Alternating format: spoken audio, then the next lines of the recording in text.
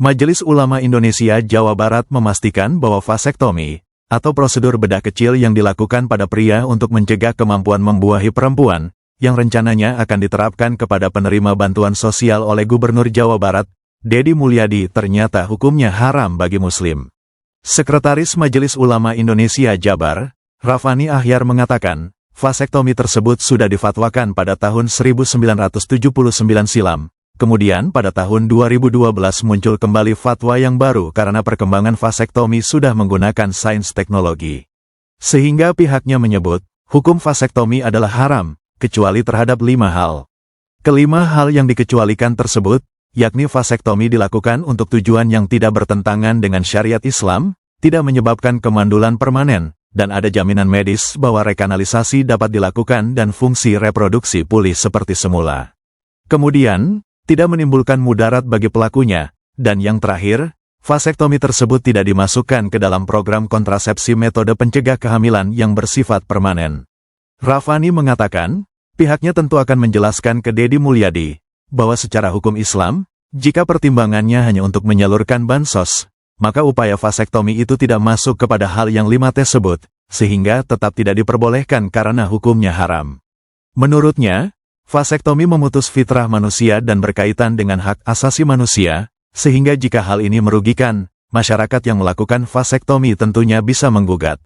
Atas hal tersebut, Rafani meminta Deddy Mulyadi untuk melibatkan berbagai pihak sebelum menerapkan kebijakan vasektomi, terutama pihak MUI karena hal itu berkaitan dengan hukum Islam.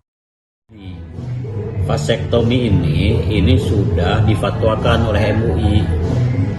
Malah fatwa awal itu tahun 1979. Waktu itu vasektomi tubektomi yang masih konvensional.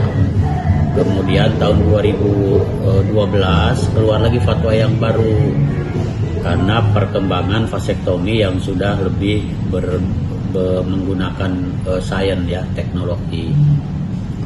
Tapi intinya tetap ya hukum vasektomi itu adalah haram, ya haram.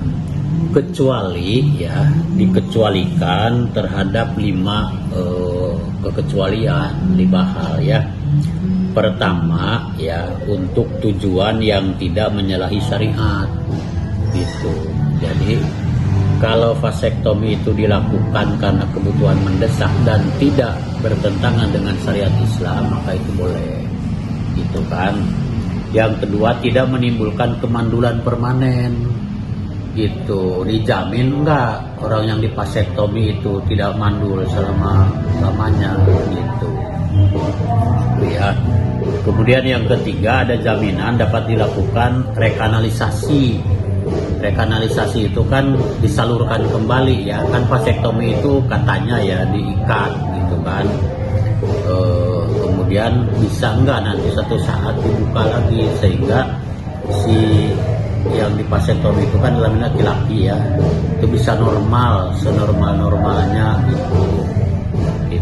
Kemudian tidak menimbulkan bahaya mudarat, umpamanya ya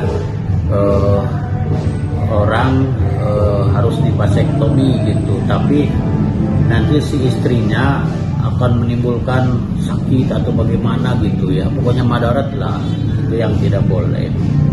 Kemudian terakhir, jadi program vasektomi ini tidak dimasukkan dalam program dan metode kontrasepsi yang dianggap mantap gitu ya. Jadi dianggap yang paling baik, yang paling bagus, sehingga menjadi pilihan utama gitu. Nah itu yang nggak boleh. Jadi 5 hal ini ya tidak boleh gitu kan.